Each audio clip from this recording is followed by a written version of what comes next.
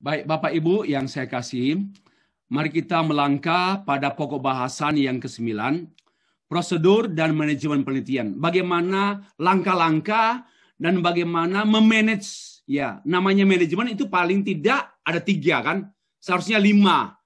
Ya, ada perencanaan, ada pengorganisasian, ada pelaksanaan, ada pengontrolan, ada pengevaluasian. Tetapi kali ini kita hanya membahas 3 berkenaan dengan manajemen penelitian, perencanaan, pelaksanaan, penulisan. Ada 3 ya. Manajemen penelitian pertama, ya nanti sebagaimana yang saya tampilkan berikut ini. Oke.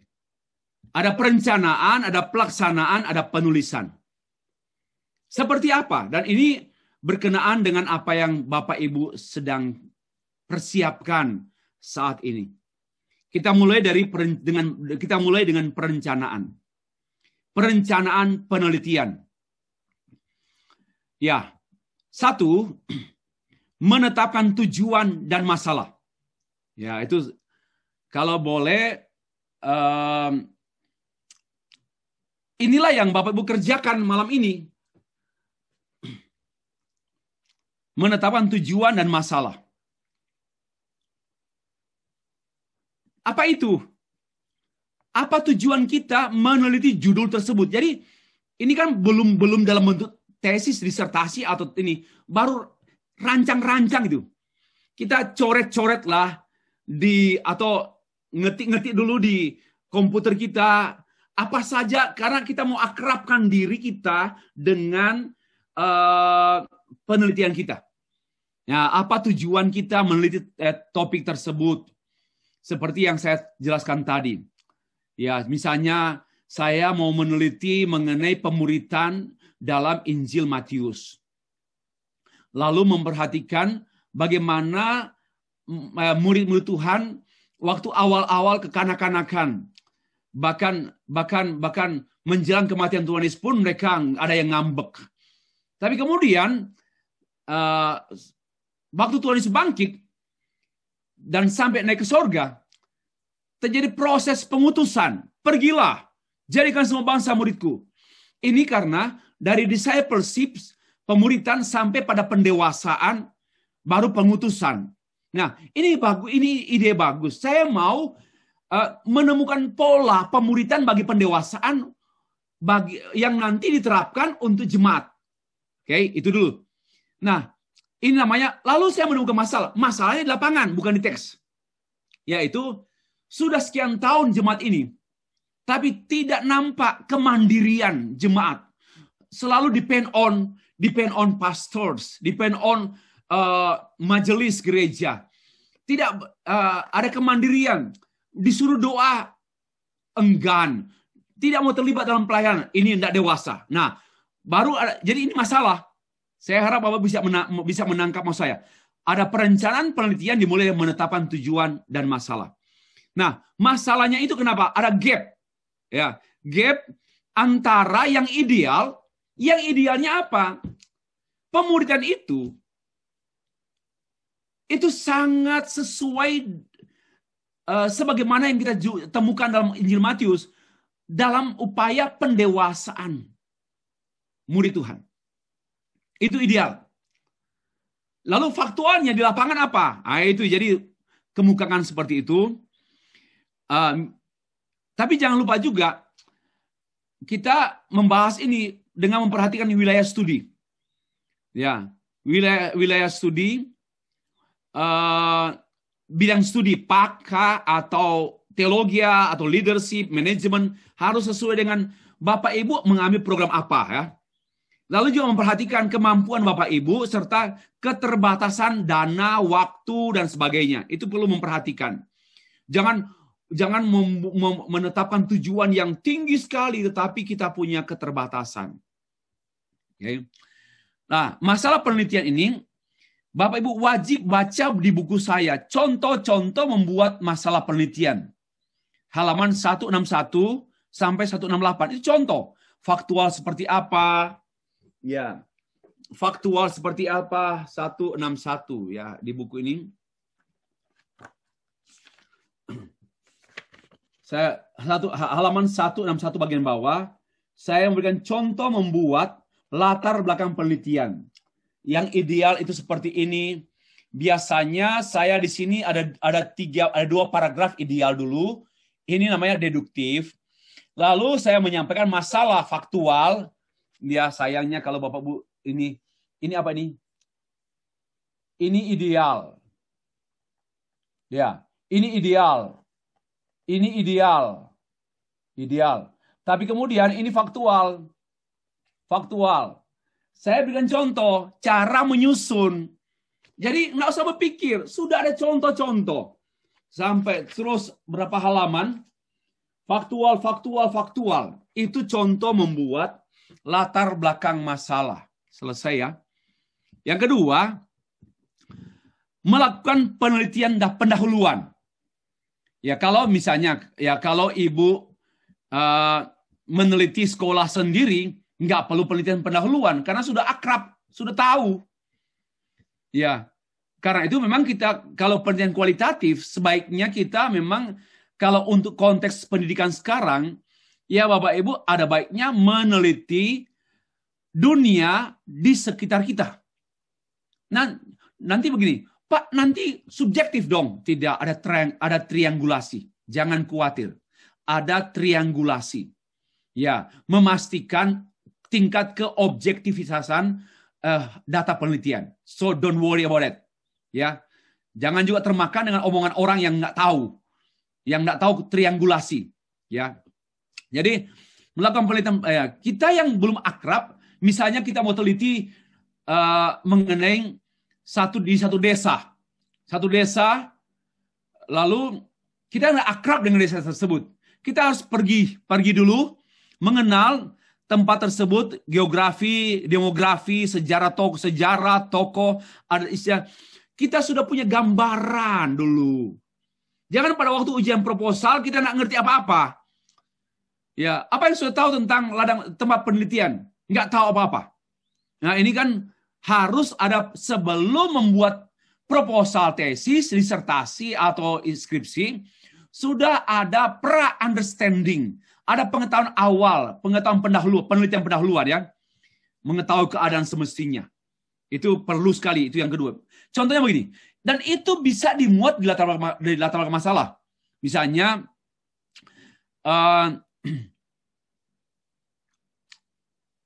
dari wawancara dengan ketua majelis gereja, di gereja ini sudah 3 kali terjadi perpecahan. Sudah 3 kali terjadi perpecahan internal. Sumbernya wawancara ketua majelis gereja yang sudah menjadi majelis gereja sejak menjadi saksi mata perpecahan gereja. Nah, itu bisa dimasukkan di latar belakang masalah, footnote-nya, wawancara dengan boleh menyebut nama kalau dia bersedia, tapi juga menyebut majelis saja boleh, atau X, yang adalah majelis gereja pada tanggal sekian, jam sekian, wawancaranya di kantor gereja. Nah, itu kita tidak mengarang-ngarang latar belakang masalah, itu perlu sekali, jadi melakukan penelitian pendahuluan. Ya, yang ketiga, merumuskan masalah penelitian. Masalah yang dirumuskan bukan lagi dalam bentuk sebab-sebab, melainkan akibat-akibat. Bukan lagi berkenaan dengan, contohnya bentuk kenakalan remaja seperti seks bebas, melainkan langsung akibatnya. Apa itu? Hamil di luar nikah, putus sekolah, pernikahan usia dini, perceraian usia muda. Itu sudah akibat.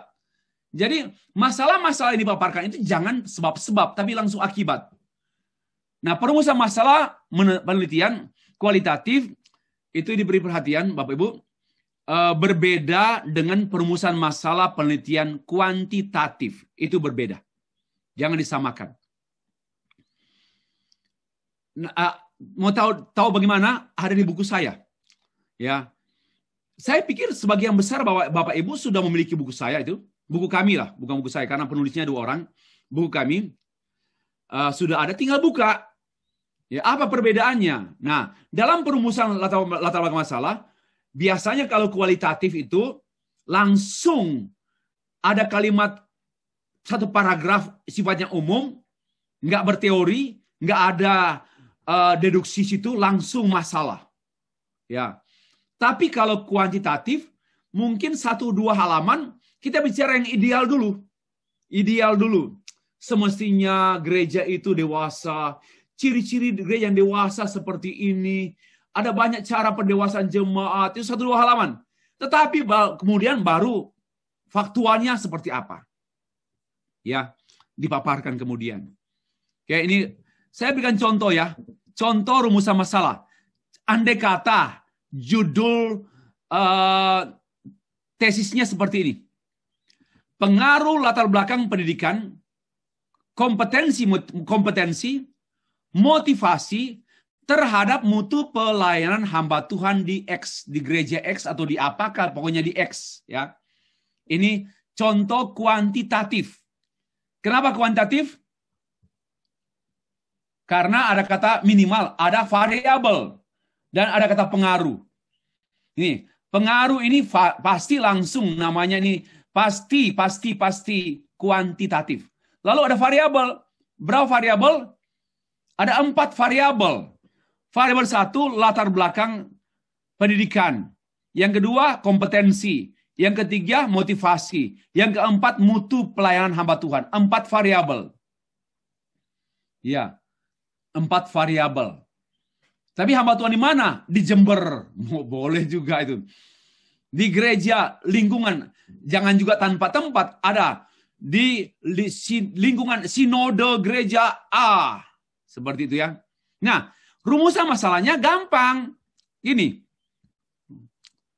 Rumusan masalahnya diungkapkan dalam kalimat tanya, menanyakan pengaruh. Misalnya, apakah latar belakang pendidikan berpengaruh terhadap mutu pelayanan hamba Tuhan? 2. Apakah kompetensi, ini nggak usah pakai pikiran, nggak usah berpikir, ini langsung saya nyalin kan?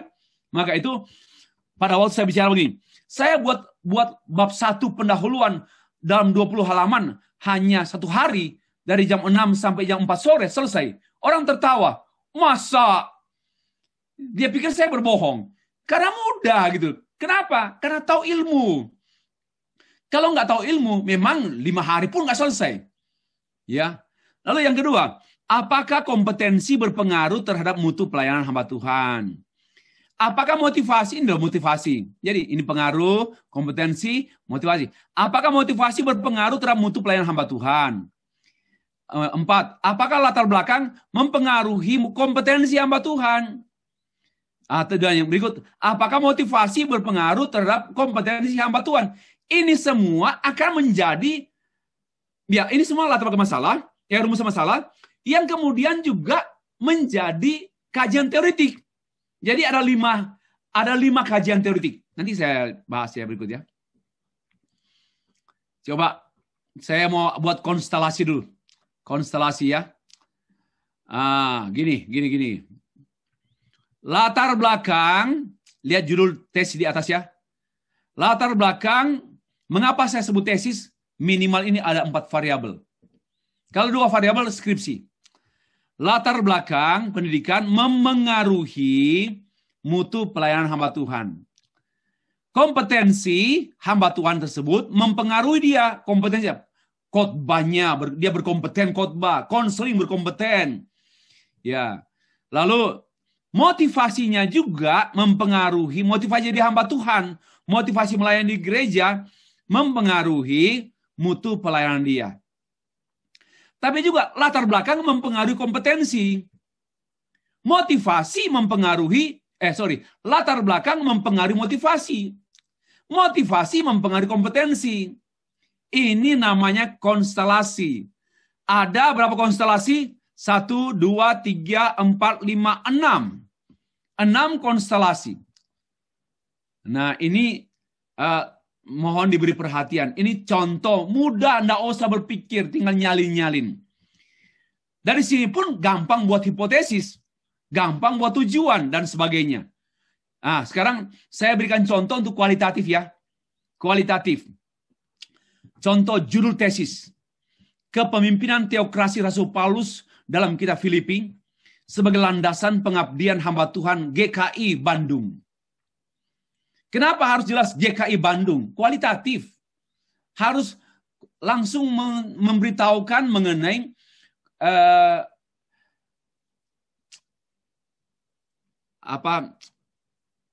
populasinya GKI Bandung. Maka dia harus dimulai dengan subfokus. Nah gini, yang namanya fokus adalah judul tesis. Ini judul tesis itu fokus. Lalu fokus ini dipecah-pecah menjadi subfokus. 1. Kepemimpinan teokrasi Rasul Paulus dalam kitab Filipi. 2. Pengabdian hamba Tuhan gereja Kristen ya di Bandung lah GKI. 3. Kepemimpinan teokrasi sebagai landasan pengabdian hamba Tuhan gereja Kristen Bandung. Ini 3 subfokus. Dan ini 3 ini menjadi 3 kajian di bab 2. Udah nggak usah mikir lagi. Bapak mau cari-cari apa yang saya bahas di bab 2 ya itu ini. Lalu buat rumusan masalahnya. Sorry. Ini rumusan masalah bukan. Saya perbaiki dulu ya. Gereja Kristen Bandung di Bandung. Lalu ini rumusan masalah. Oke.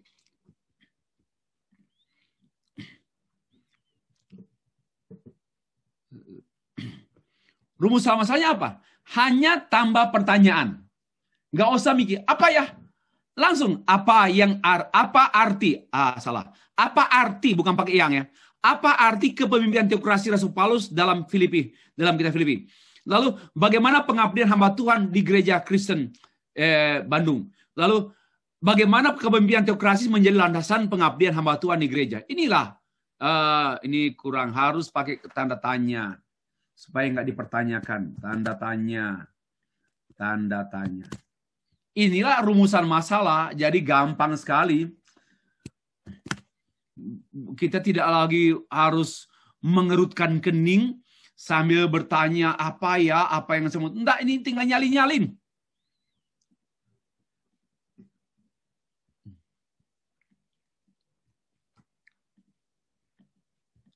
Oke.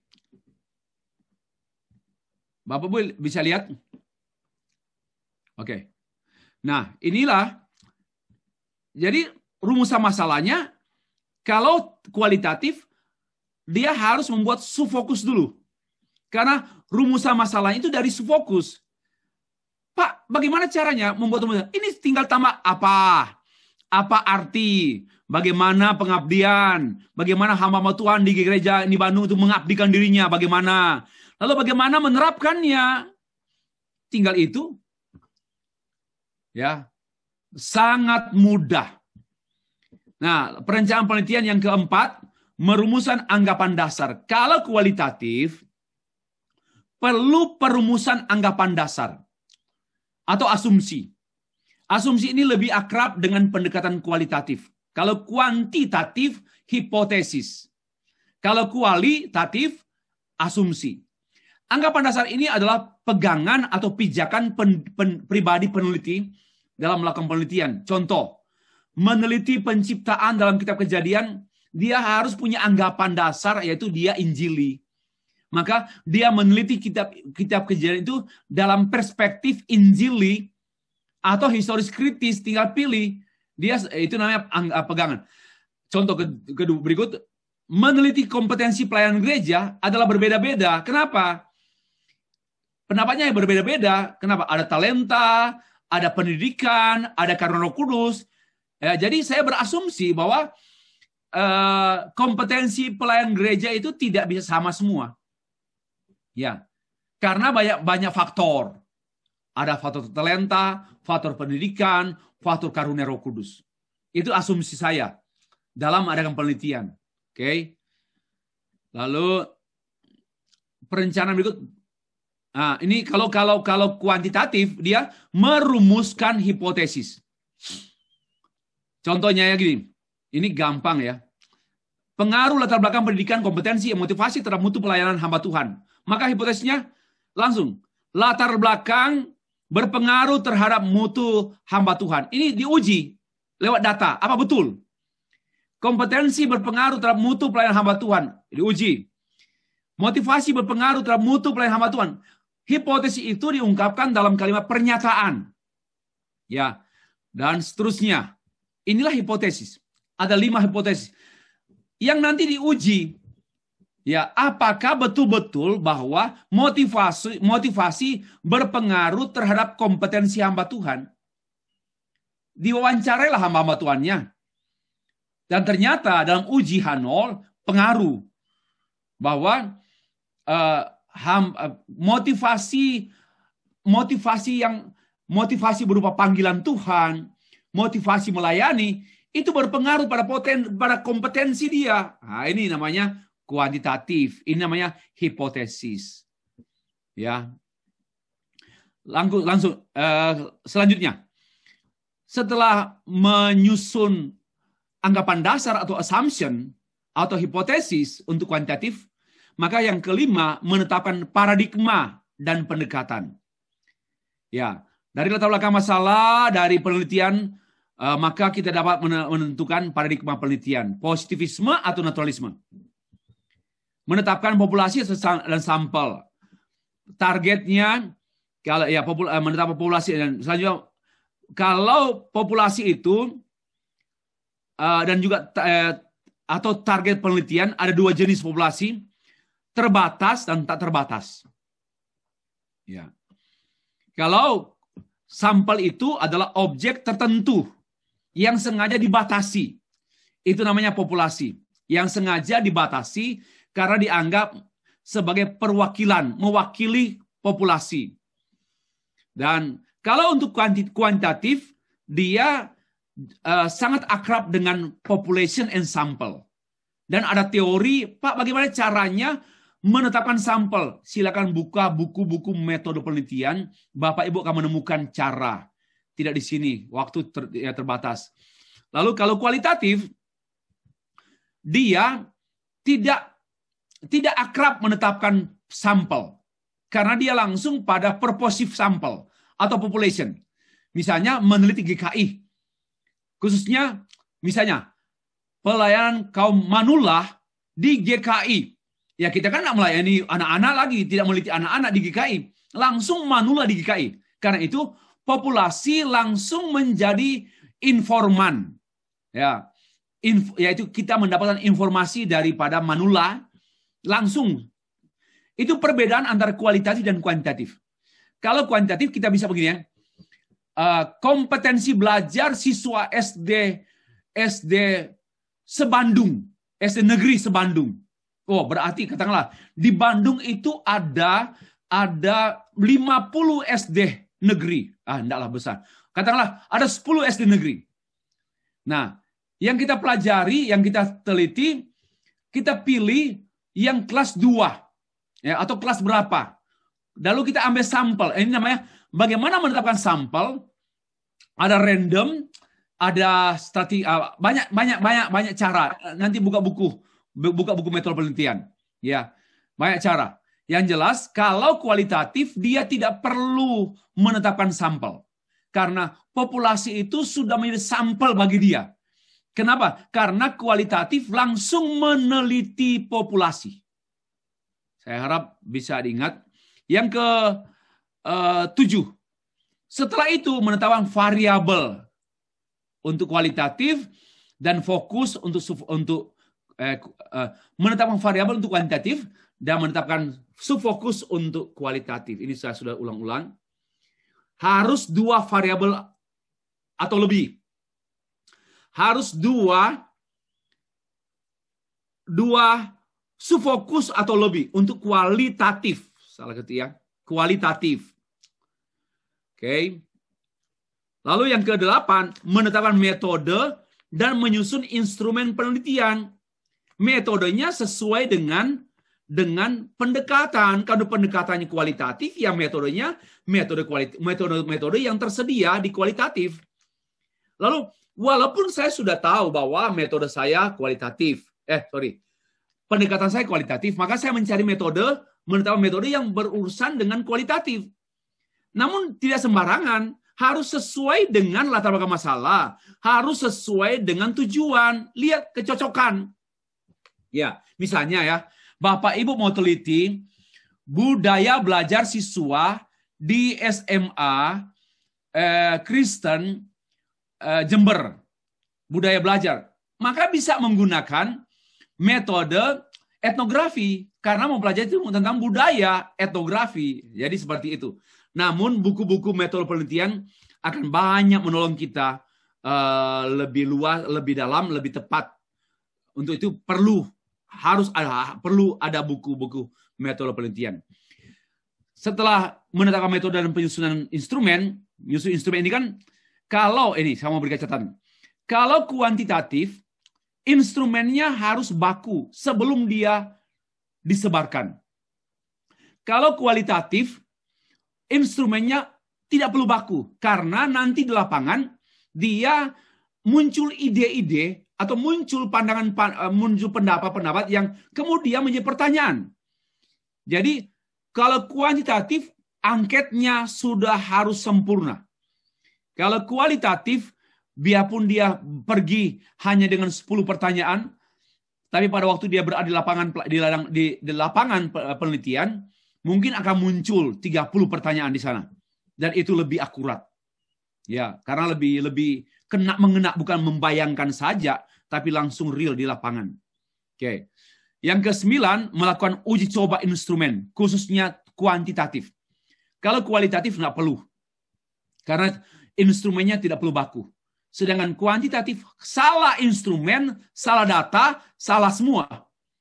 Ini kelemahan kuantitatif. Karena dia memang eksata. Dia kan ilmu yang menekankan ketepatan, kesesuaian tepat.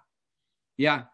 Kalau kualitatif kan kealamiaan, kenaturalan, ya. Melakukan uji instrumen itu untuk kuantitatif, dan itu bisa setelah dia menyusun angket, dia harus memberikan angket itu kepada ahli angket. Ya, serahkan pada ahli angket. Untuk ahli angket itu memeriksa kesesuaian dan ketepatan angket itu. Nah, setelah para ahli mengiyakan angket itu, dia menguji coba. Dia uji coba angket itu pada komunitas tertentu, jangan langsung ke tempat penelitian. Lalu dia mengevaluasi, oh masih ada yang kurang, perbaiki lagi. Itu namanya kuantitatif untuk penyusunan instrumen penelitian. Nah, langkah yang ke-9 melakukan uji coba, uji coba instrumen penelitian itu saya sudah sampaikan. Ke-10, mengumpulkan data penelitian. Kalau kualitatif, wawancara dan dokumen-dokumen. Boleh juga ya dia melaporkan pengalamannya yang keikutsertaannya gitu, involvementnya, keikutsertaannya dengan komunitas yang menjadi populasi penelitian dia. Dia mencatat langsung kejadian-kejadian, atau dia mendapatkan dokumen-dokumen dari orang-orang kunci di sana, dan atau dia wawancara. Itu namanya, karena itu disebut dari emik, ya, informan. Kita mendapatkan data sesungguhnya dari lapangan. Sedangkan angket untuk kuantitatif, dia question ini sesuai dengan paradigmanya, peneliti dan yang diteliti tidak harus bertemu. Yang paling penting angketnya sudah baku, teruji, valid, dan tidak memerlukan waktu lama. Sedangkan kualitatif 2 bulan, 2 tahun, 5 tahun, 20 tahun pun mungkin juga belum cukup. Tapi kalau kuanti, yang lama bagi dia menyusun angket. Tapi untuk mengumpulkan data, dia hanyalah 1 hari, 2 hari cukup. Lalu masuk dalam olah data lah, lewat komputer, cepat sekali. Oke. Ini yang ke-10. Setelah itu, pelaksanaan. Tadi kan, ini saya sudah lewat ya. Perencanaannya sampai pada 9. Lalu 10 pelaksanaan, pengumpulan data itu. Yang kedua, menganalisis data penelitian. Ya, analisis data kuantitatif seperti apa? Analisis data kualitatif seperti apa? Itu punya masing-masing memiliki cara analisis. Dan kita bisa mempelajari banyak bentuk analisis yang disumbangsikan oleh para ahli. Buka buku metode penelitian. Nggak usah berpikir. Langsung buka buku dan cari di sana bentuk-bentuk analisis kuantitatif. Ya, bentuk-bentuk analisis kualitatif seperti apa? Ada di buku-buku metode penelitian. Pelaksanaan penelitian lalu menarik kesimpulan. Nah, kesimpulan penelitian dengan pendekatan kuantitatif adalah berdasarkan hipotesis yang teruji dengan didukung oleh data empiris. Sedangkan kesimpulan penelitian dengan pendekatan kualitatif adalah proposisi-proposisi atau tema-tema, model-model hasil penelitian yang diinterpretasi, diverifikasi sebagai data temuan. Yang itu bersesuai dengan, kalau Bapak Ibu menyusun 3 subfokus, ya 3 kesimpulan. Ada 4 subfokus, 4 kesimpulan. 4 saran. Jadi semua nanti besok akan kelas ini akan dilanjutkan oleh Ibu Dani membahas tentang penulisan. Ya, dan Bapak Ibu, sekali lagi itu semua sistem dan terorganisir. Dari pendahuluan bab 1, bab 2, bab 1 ya, itu pendahuluan, sudah ada subfokusnya untuk kualitatif. Kalau ada 4 subfokus, maka di bab kedua juga dia kajian teoritik itu 4 juga, 4 pokok. Lalu metode penelitian kan bab 3. Itu kan metodologi. Bab 5, bab 4 hasil penelitian, ya 4 subfokus. Pembahasan penelitian bab 5, ya 4 subfokus. Kesimpulan, ya 4 subfokus. Rekomendasi, ya 4 subfokus. Jadi semua dari awal sampai akhir itu, kalau dia 4 subfokus sampai rekomendasi pun 4 subfokus. Ya, oke. Penulisan laporan penelitian, bentuk-bentuk laporan nanti dibahas ya. Ada bentuk-bentuk laporan tulisan, ada paper, ada formal paper, ada reflective paper, ada skripsi, tesis, disertasi, itu bentuk-bentuk laporan. Di buku saya ada. Kalau Bapak mau membedakannya ada. Lalu ada format laporan. Bagaimana membuat format laporan? Nanti juga kami akan mengirimkan satu contoh, sebenarnya tidak perlu. Karena saya juga sejak membuat skripsi, tesis, disertasi, saya mencari sendiri. Ya, tapi kali ini kami akan mengirimkan satu contoh tuntas proposal penelitian, tinggal Bapak Ibu ikuti. Kalau kualitatif, maka itu besok saya harap kalau Sandy berkenan memberikan 10 menit cara melaporkan mengenai satu penelitian kuantitatif. Karena nanti Ibu Dani juga akan membahas tentang penelitian kualitatif. Nah, kalau bisa Sandy bisa membahas mengenai penelitian kuantitatif. Contohlah dari tesis Sandy. Ya, kuantitatif. Kalau contoh kualitatif pun ada pada Sandy. Itu yang nanti dikirim juga besok. Supaya menjadi panduan bagi Bapak Ibu sekalian. Nah, ada pedoman penulisan. Nanti ini akan dibahas hari Jumat. Pedoman penulisan. Nanti Ibu Dani akan memandu kita. Oke, demikianlah presentasi saya untuk sesi yang ke-9 ini. Terima kasih.